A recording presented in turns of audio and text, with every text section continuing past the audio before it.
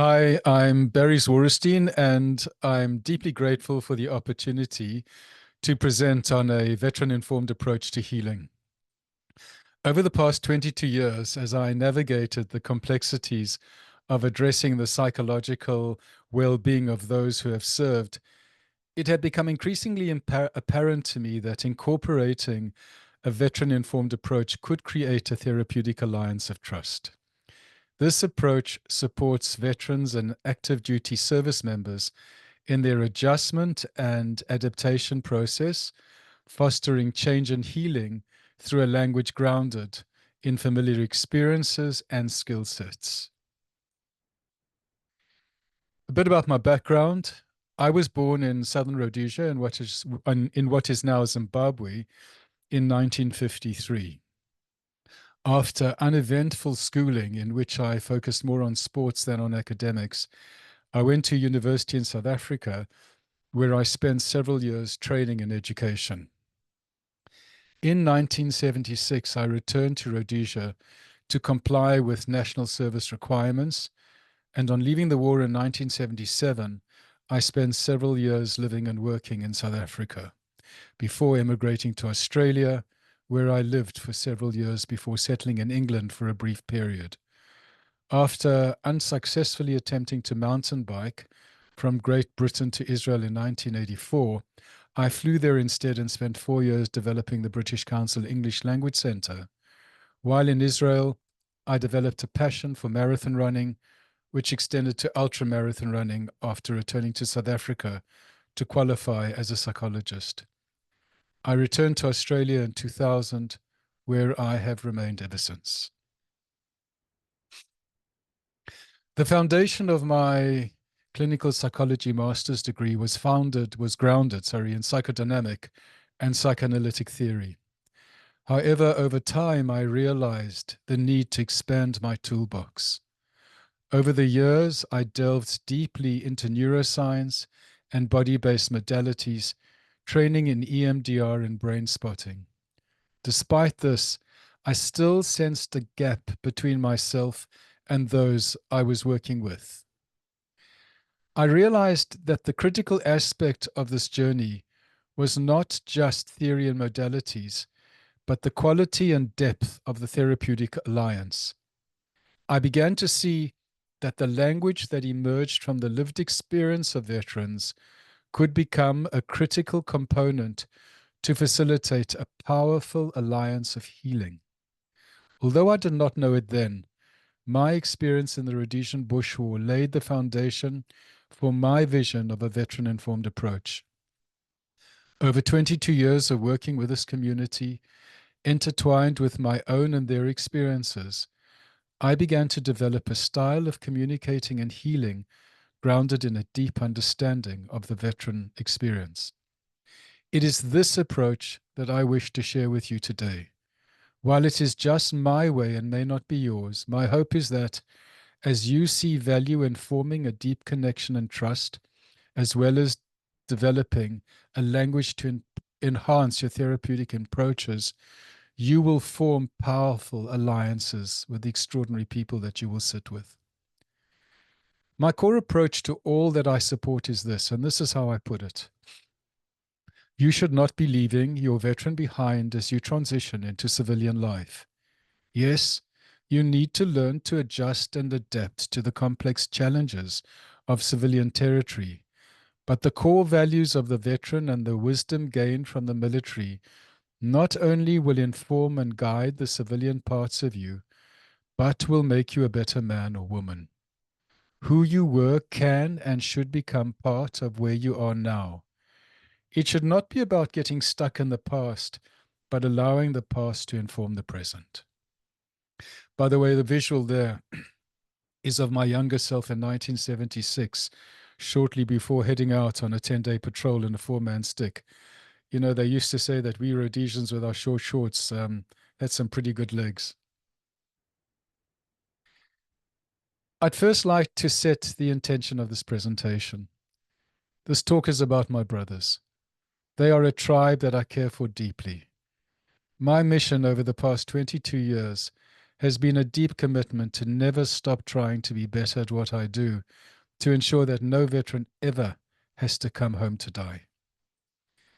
The poem Brothers was born out of an experience that no matter when our time in the military occurred, no matter the difference in age or country, we are all connected through a shared experience, both in memory and in our bodies. So I want to thank you and hope this poem has an impact on you. Brothers, side by side, they sat on the bench, one fresh from war, the other wearied and aged from battles long since past. Brothers, united by the rites of combat, both sharing common memories, memories of friends long gone, grief buried deeply, pain carried day by day through the long, dark nights, pain that has no end, hearts stretched to breaking point, eased only by temporary numbing, stories spoken, but far more remain silent, etched into the marrow of their bones, like acid eating away at any traces of happiness or peace, haunted.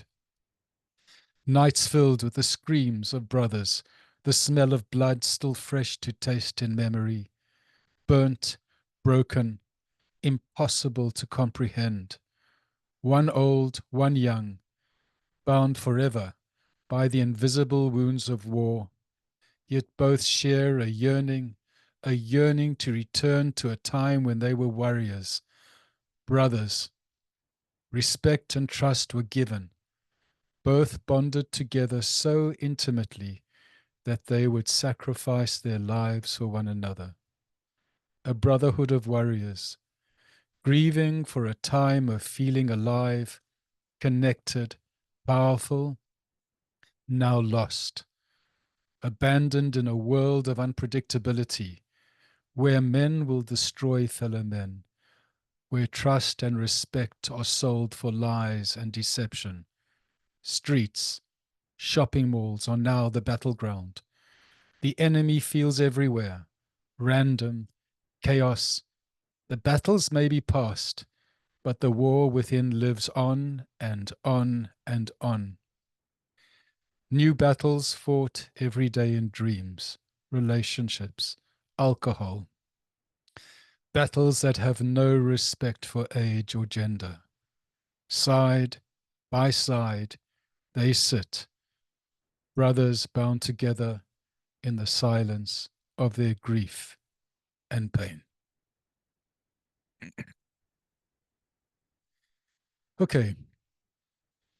In thinking about a mission statement for allied health professionals, I believe that it is critical to consider the following.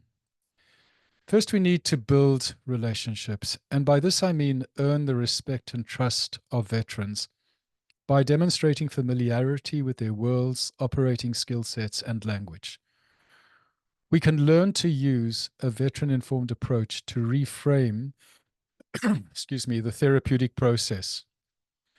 Consider structuring the therapeutic process as a rescue mission to return to who they were, heal the wounds, and identify their strengths. By so doing, the therapeutic process becomes relatable and meaningful. We also can think about, in creating change, consider looking at reframing the process as helping veterans to understand how to form and operationalize an effective map and compass for a successful navigation into civilian life. I believe that a good foundation of neuroscience is also critical. I have found a way to frame basic neuroscience principles and understanding of the brain in operational terms, using concepts such as ambush zones, OPs, it's an acronym for observation posts, pull-throughs, stoppages, runaway guns, and negligent discharges, or NDs. I'm going to explain these shortly. By achieving these objectives, allied health professionals can better support veterans in their transition to civilian life, fostering resilience and empowering them to embrace their new journey. Central to my presentation is my belief in the importance for healthcare professionals to undergo a process of acculturation into the basic combat vocabulary and the intricate fabric of military life. This involves not merely grasping surface level terminology, but delving deep into the ethos, mindset, and experiences that shape the lives of our veterans. By immersing ourselves in their world, we gain insights that transcend textbook knowledge and pave the way for a genuine connection and trust. As healthcare professionals, excuse me,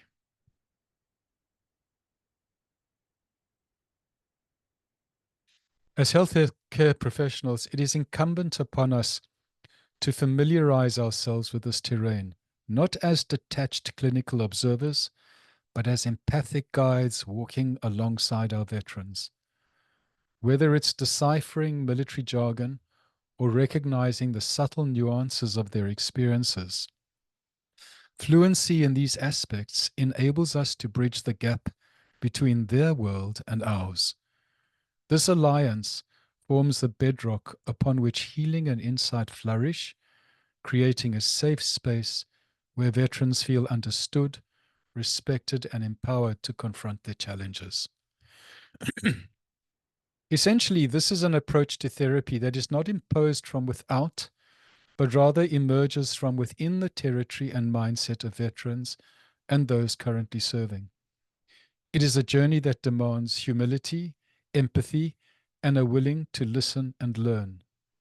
As healthcare professionals, we must honor the sacrifice of those who have served by becoming informed before we seek to inform.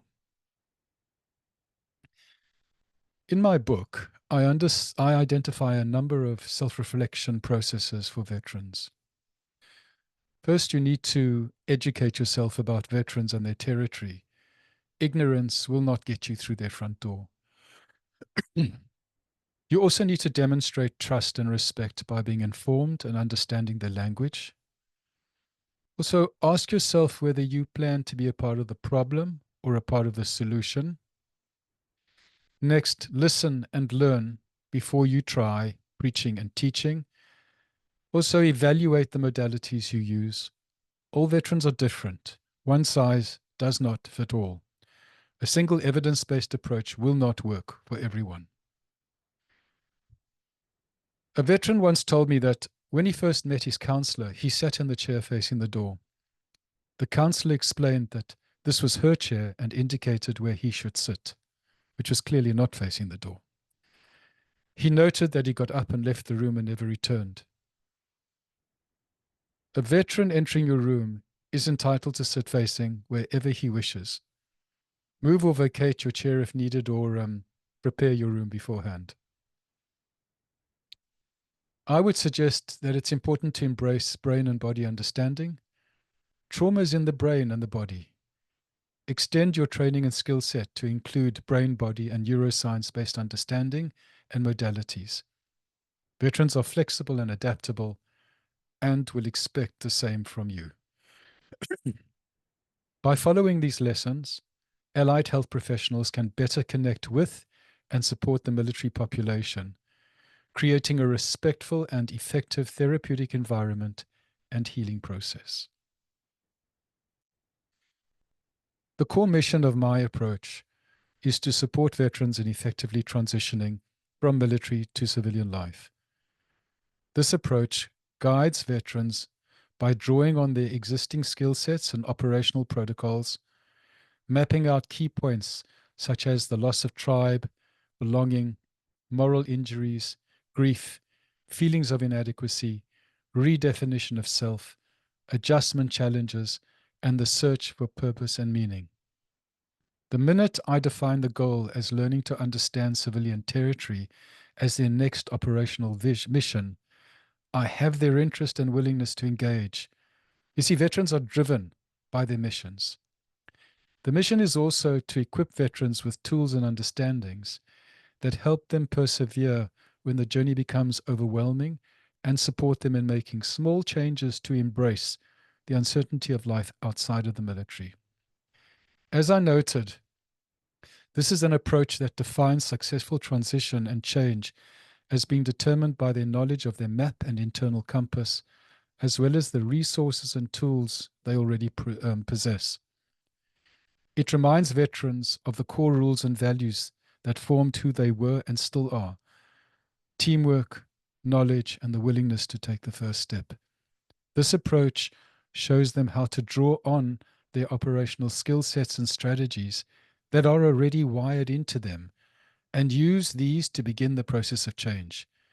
It underscores that just as they would never leave a team member behind, it is now their time to become their own mission. I believe that my approach can become a valuable resource for professionals working with veterans, as it supports them to enter the territory, language, and skill set of the veteran. By doing so, professionals can communicate from an informed perspective, demonstrating respect and a willingness to step out of a clinical mindset and engage within the lived experience of veterans and active duty service members. Here are a few steps to demonstrate my approach. I first ask the veteran if they would ever leave someone behind. I then ask, if relevant, why they have left themselves behind. This usually has quite a significant impact. At that point, we then begin to explore what a rescue mission would be like. The next step could be like this self-reflective exercise that I created that forms a foundational awareness and internal and relational map to navigate forward. I use the WARRIOR acronym. So W is, what is your will to change?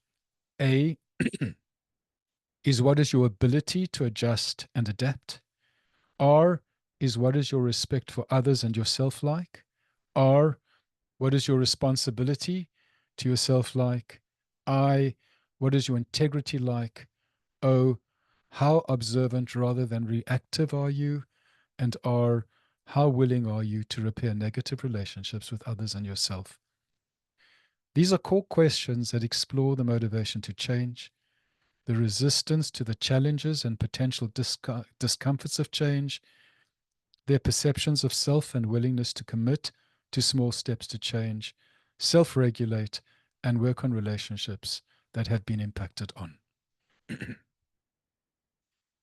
The next step is what I call a mapping exercise, which is a written task. I ask the veteran to divide a page into 3 columns. The first is what I call resolved territory. These are areas they are familiar with and have resolved. The next column we call work in progress. These are areas the veteran is currently working on, such as personal fitness, lifestyle balance, stressful relationships. They are also encouraged to track consistency, commitment, and effort. The third column are what we call the big ones. These are challenges they avoid addressing, like alcohol use or traumatic memories, and others which will require professional support. This map directs them forward as they progress, helping them keep track of the territory of their healing journey. What I say to the veteran is that before undertaking change or transitioning to new territory, the core challenge and requirement is to map out your journey and ensure that your internal compass is in good working order. I use the following language when forming the map and compass. Remember to define your map to support effective navigation, maintain situational awareness, and when in doubt, go OP or observation post, where you look down on your territory and have distance, allowing planning, insight, and understanding in order to assess your operating capability. I remind them to remember that if they ignore their need to track and identify signs in their territory, they could certainly be heading into their own ambush. The next step is critical, as my goal is that following the first and or second session, the veteran has identified and committed to a number of practical strategies to not only create change, but achieve a sense of personal control and success. I explain that with no action plan, it's like being in the backseat of a Humvee moving through a contact with no driver. The goal is to first get them back behind the wheel where they are still in a contact but have a level of choice and control. I call these steps the pull-throughs.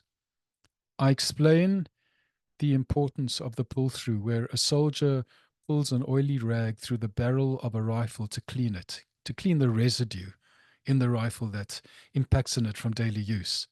I explain that life, like the barrel of a weapon, also gathers residue within our bodies, our minds, from the stresses and impacts of living. This analogy helps veterans understand the need to regularly address life's challenges to prevent buildup of residue and ensure optimal functioning.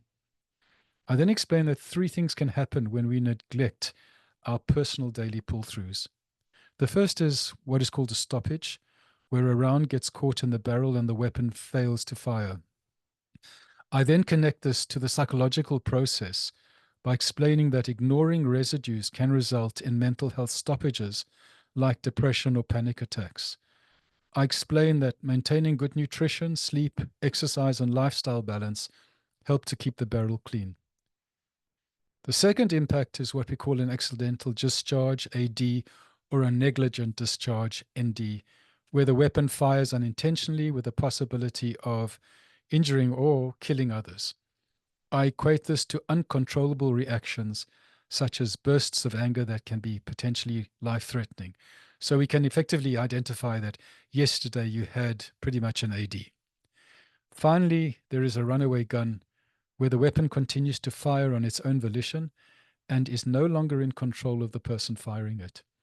I equate this to being completely out of control, with a strong likelihood of causing significant harm and damage to oneself and others. So once this is clear, we then work on identifying a 15-minute daily pull-through they are willing to commit to. And once they understand the link between what I'm telling them and what is already wired into them, they really are already quite motivated. Now, these pull-throughs could be a selection of the following.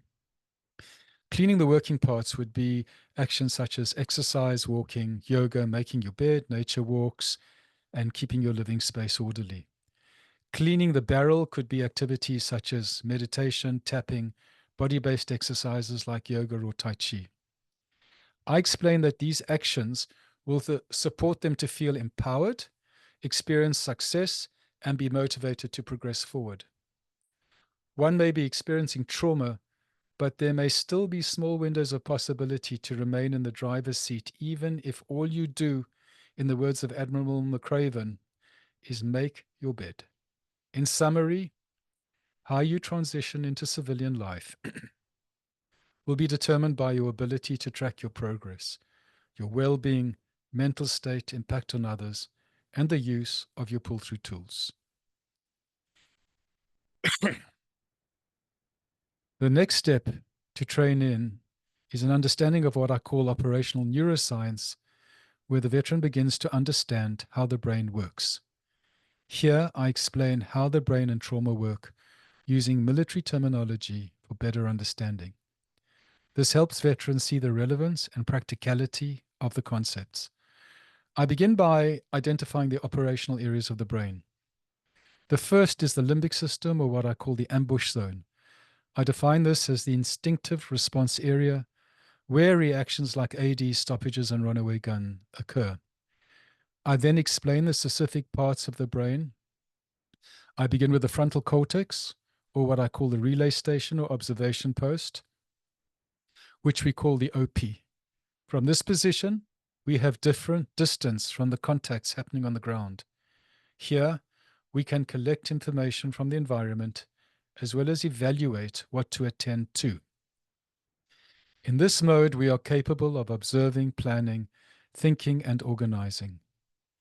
To be able to shift into frontal cortex or OP mode reduces the risk of friendly fire or overreacting to non-threatening situations. In the limbic system or ambush zone or killing ground, we have the trip flare, which is the brain's early warning system while lying in ambush. Next is the contact sequence, where we prepare and initiate a response. Too much exposure to remaining in the contact zone can result in high levels of arousal and reactivity, which can be toxic, leading to anxiety, stress, and self-destructive behaviors. All this understanding empowers veterans to manage their reactions and shift from the ambush zone to the OP, enhancing their ability to navigate civilian life effectively. By integrating these steps, veterans leave their first or second session with a sense of mission, purpose, and actionable strategies, fostering a strong therapeutic alliance grounded in mutual respect and understanding. So, to just briefly summarize the key brain understandings, in the frontal cortex or OP, we have the ability to distance ourselves from challenging situations, thereby creating the possibility to think, plan, and organize actions. The core attributes here are the ability to be calm, focused, observe, plan, manage, monitor, and create perspective. The core attributes of remaining excessively in the ambush zone are being continuously hyper-alert, aggressive, reactive, and hypervigilant. From this, there is a strong probability of detonating our claymores, which is an explosive device that may be facing ourselves or others and can cause tremendous harm. We can remain focused on our trip flares where everyone feels like the enemy, and as a result, life can begin to feel like an ongoing series of exhausting and destructive ambushes. Again, to summarize, as these are key points, ND is a negligent discharge and can be defined as a sudden rage, aggression, uncontrollable act, for example, losing it with the children, partner or at work. A stoppage is where we can no longer operate clearly due to high anxiety, stress, or depression. Here we shut down operational awareness and functionality. And a runaway gun, uncontrollable and ongoing anger, stress, anxiety, and panic attacks. Other pull-throughs that we explore are, first, what I call emergency ambush protocols, where there is a strong possibility of losing control. Here we look at keeping a glass of very cold water with ice in it that does change blood flow to the brain and can help downregulate limbic arousal, especially combined with breathing techniques like box breathing and 4-7-8 breathing. I offer the challenge of cold showers and learning to communicate a brief R&R to others to time out and regroup, and then come back in when you're more in your frontal cortex or in your OP. Longer term protocols would be actions such as looking at the possibility of interest in mindfulness, yoga, physical activity, good nutrition, effective sleep, and reduced alcohol intake. The greatest challenge is to increase effective and cooperative engagement between the OP and ambush zone. In the OP position, we learn excellent mindfulness skills of observation, silence, stillness, self-contemplation, planning, and monitoring. I actually remind veterans that the one individual that has mastered these mindfulness OP protocols and skill sets is the sniper. So again, that, oh, well, then I'm willing to engage with this, is it hooks them into the process. I remind the veteran that attitude determines altitude and that stillness underlies focus and effective action. Another veteran-informed concept are what we call arcs of fire. This is the safe area within which a soldier may direct fire from his weapon without impacting on friendly others left or right of the arc. An excellent question that I ask veterans is whether those they love are within their arc of fire and directed behavior impacting on them, or out of their arc of fire within a safe and respectful zone.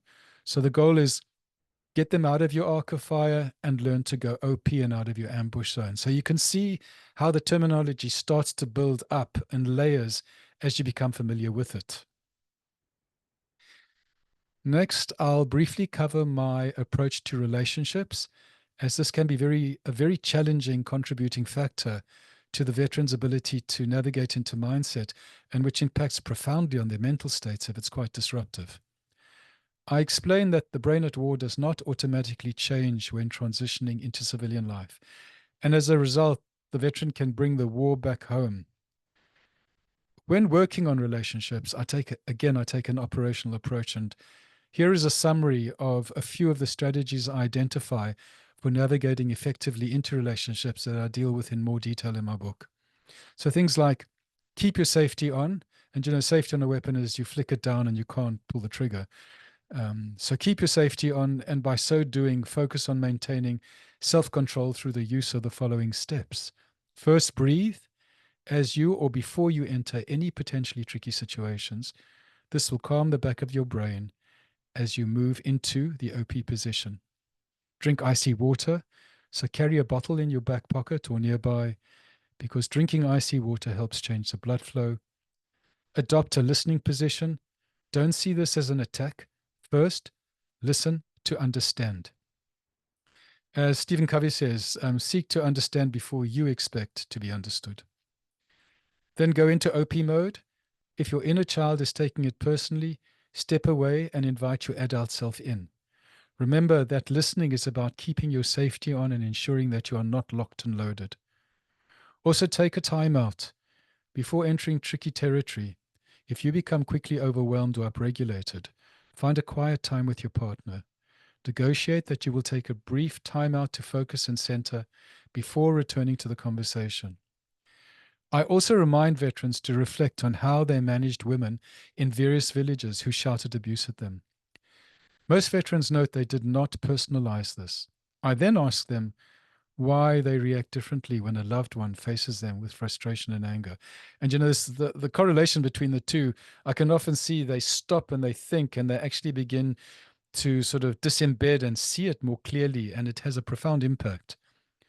By integrating these lessons, veterans can navigate relationship territory more effectively, maintaining control and fostering healthier communication and understanding with their loved ones.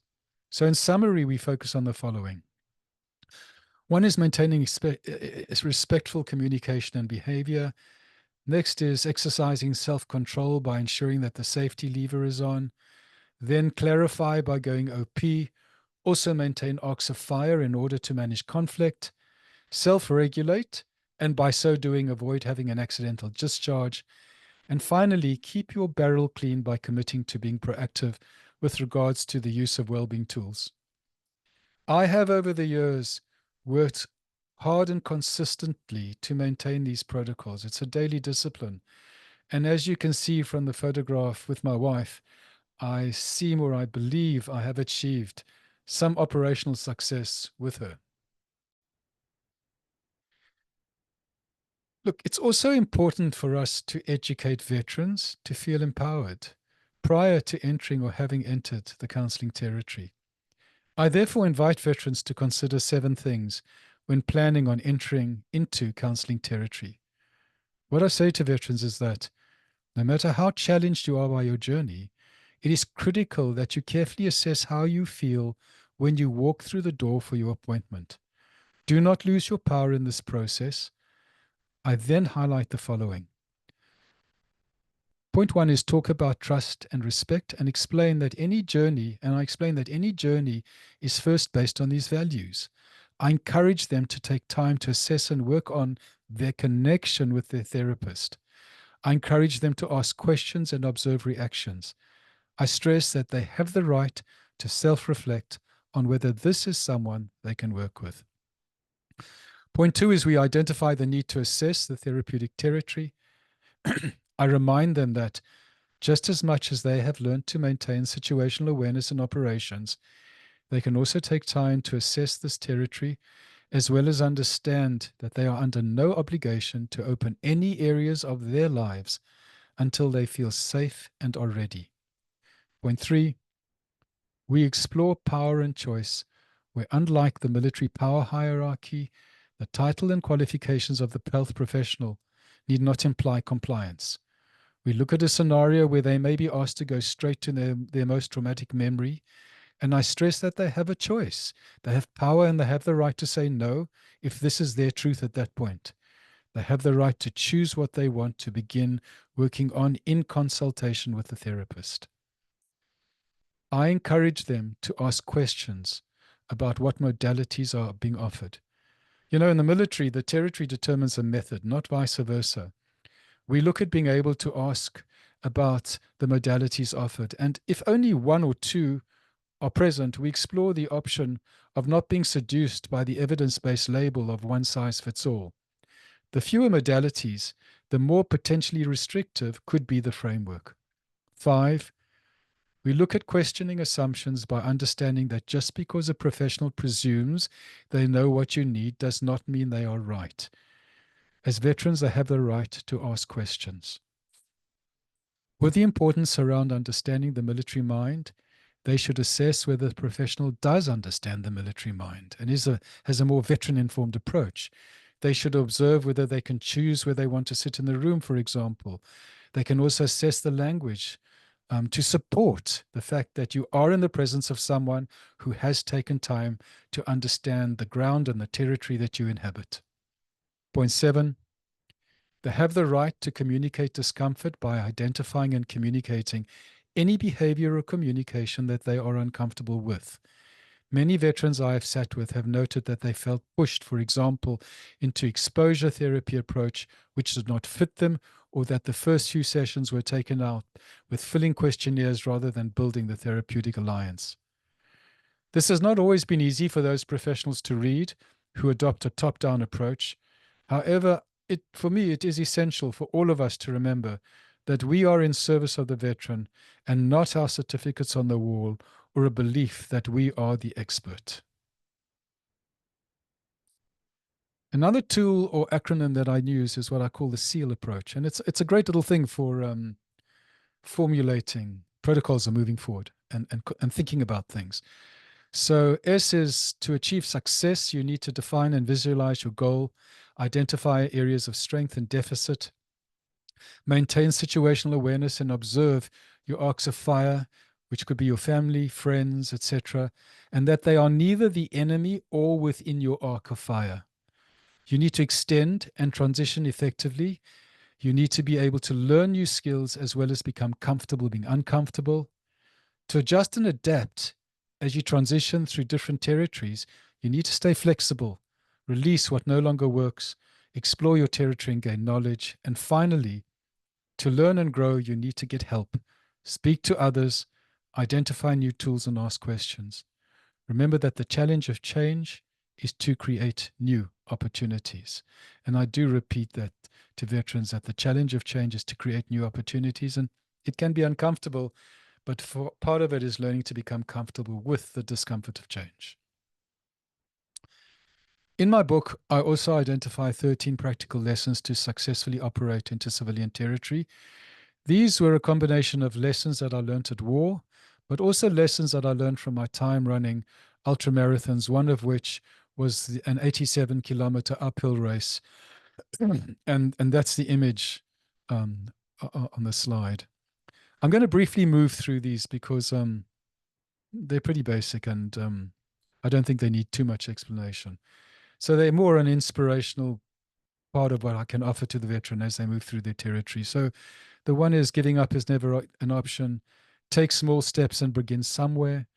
Better to choose change than it chooses you. And I use that one a lot.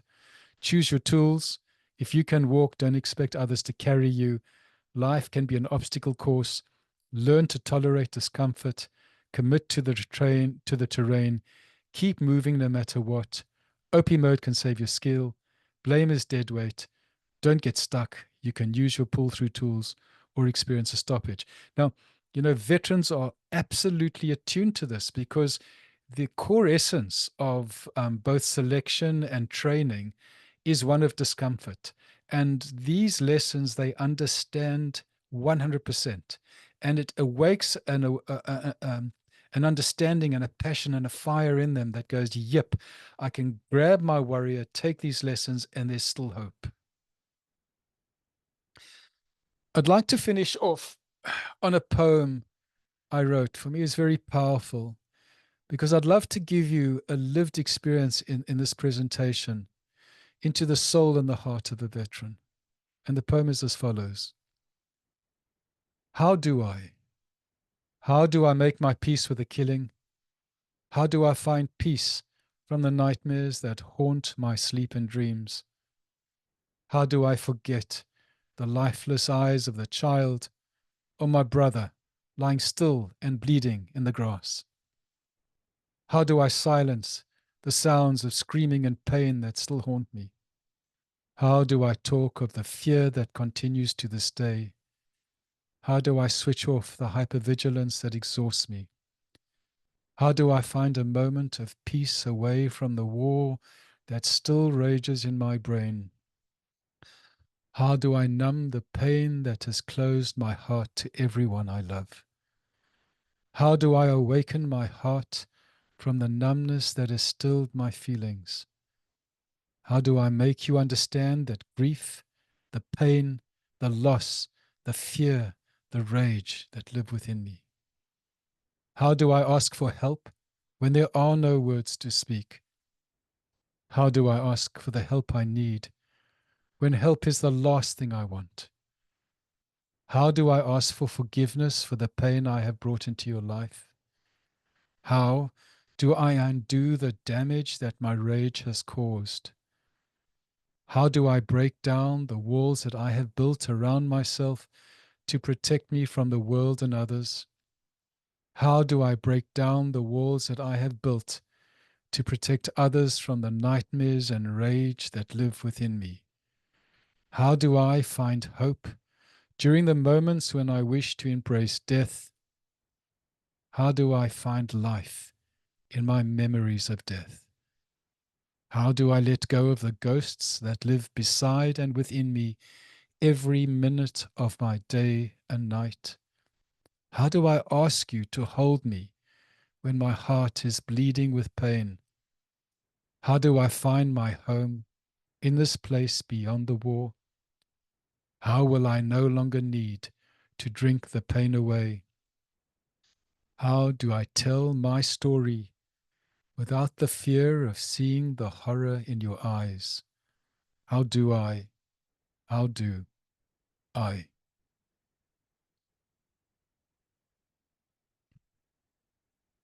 My book, Which Way Is Your Warrior Facing, is more than just a book for transitioning veterans.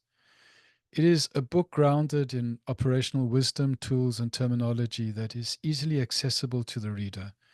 It is practical and makes sense. It offers and makes room to journal throughout the book.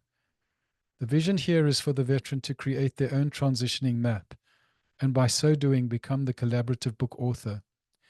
It becomes a partnership on a journey to integrate into a new life. The book invites the family to engage, and by so doing, it helps bridge the gap and create shared understanding. The book has the possibility of becoming a valuable resource for professionals working with veterans. It also invites them to enter the territory, language, and skill set of the veteran and communicate from a point of being informed and demonstrating the respect and willingness to engage within their territory. After 22 years of working with veterans, this book is my gift. It is the gift I leave behind when I have left my body, and it is a gift to all that serve and was born.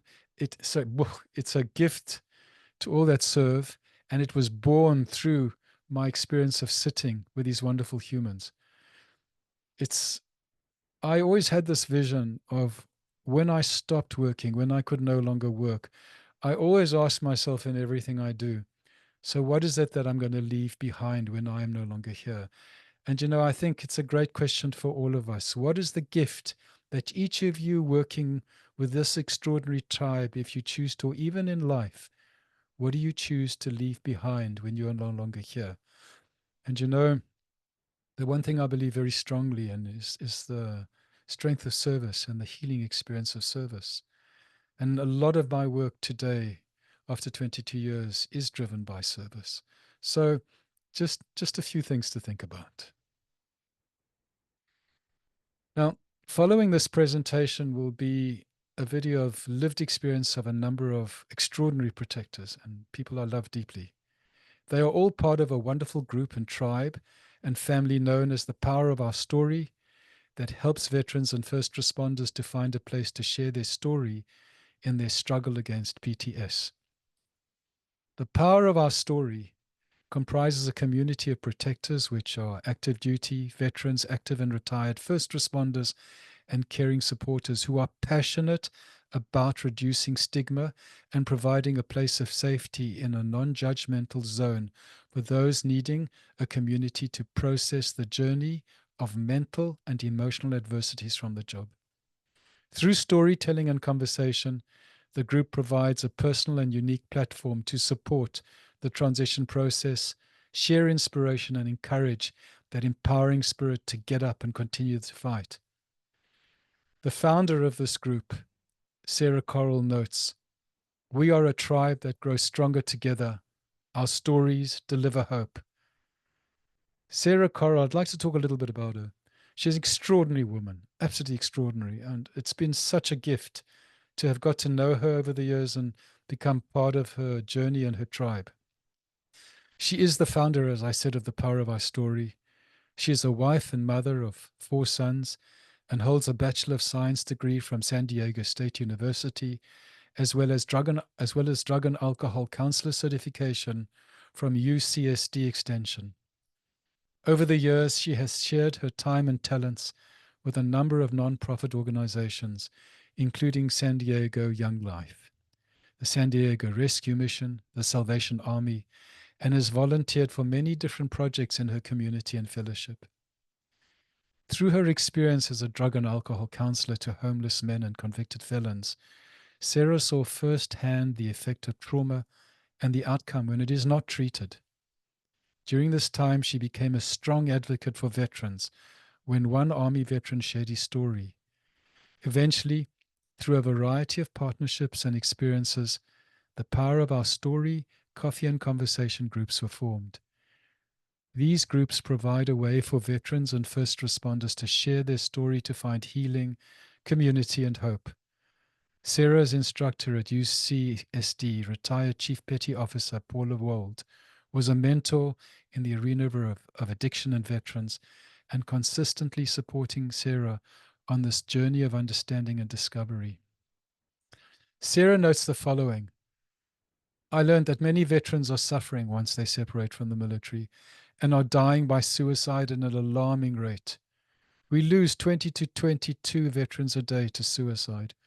I'm passionate about helping veterans know they can have purpose and meaning again in their lives after transition, and that we can find healing in a healthy community.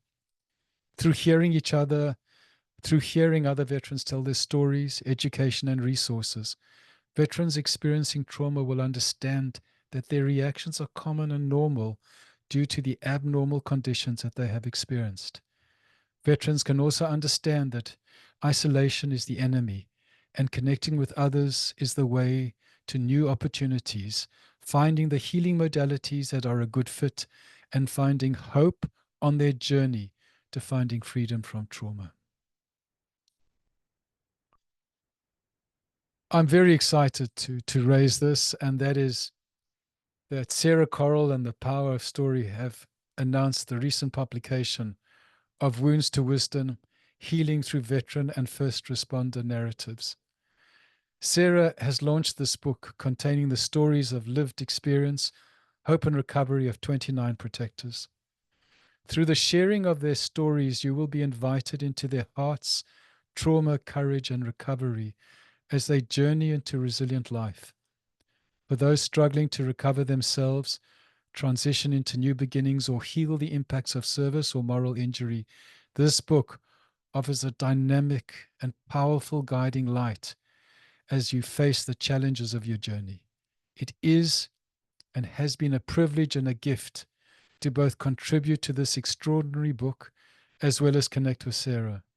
I strongly recommend the book as a powerful medium and opportunity for change and healing, both with regard to you as professionals and the individuals that you are working with. The collective stories bind all protectors together. In sharing these stories as well as the hard-earned wisdom, this facilitates a beacon of light and hope, as well as a powerful map to navigate forward. It has been a gift to be on this journey, and I hope today I can invite you all to go on this journey. Inasmuch as my book offers a guiding map to recovery, Wounds to Wisdom makes visible the underlying voices of those who made this journey.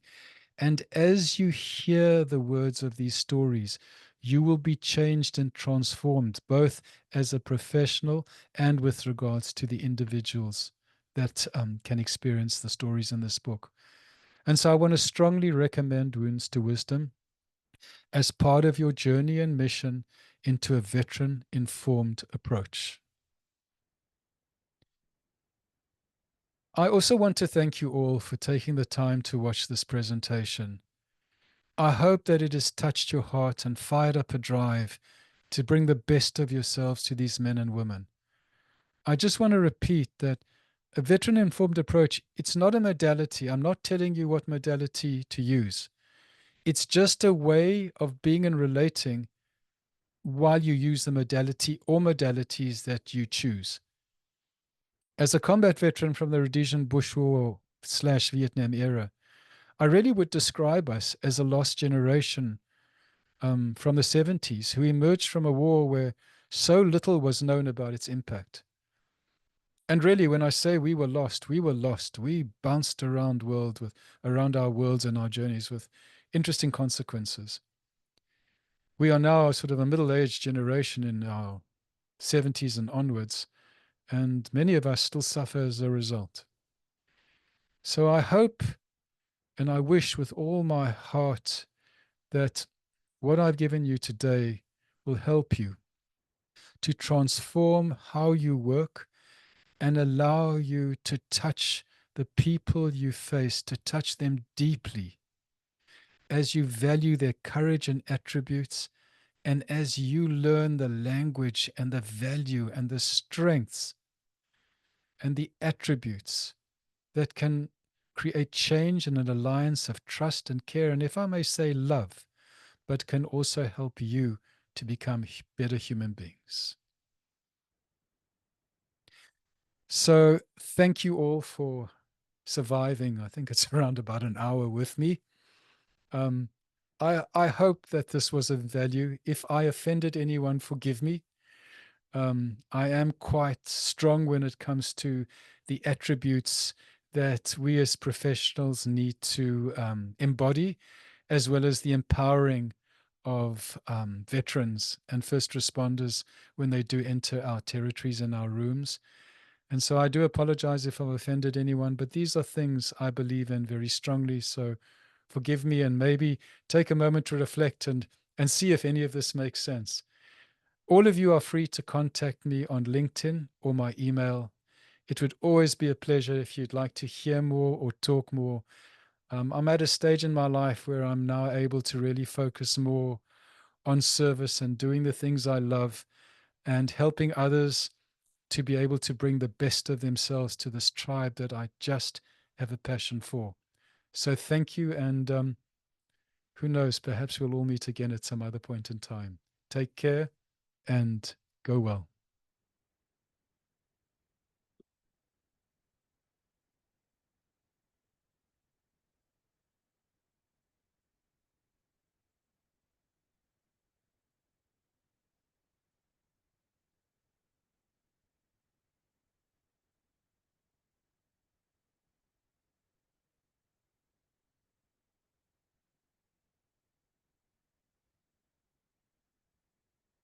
Fuck.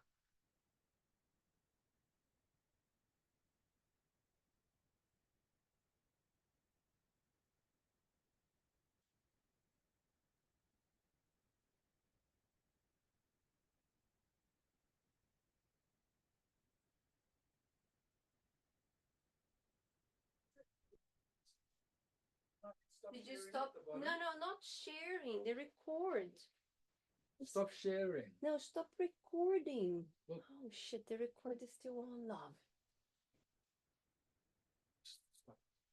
But we can cut it. I don't know, somebody can cut it for me.